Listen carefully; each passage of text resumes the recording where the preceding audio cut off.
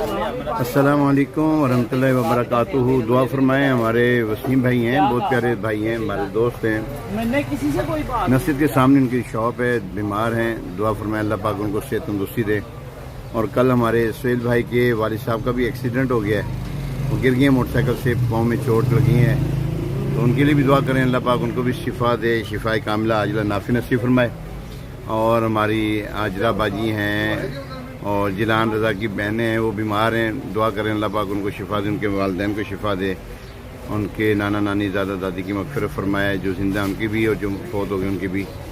اور آپ ٹھیک ہیں سہیل بھائی کی، اور اللہ پاک آپ کو خوش و خرم رکھے۔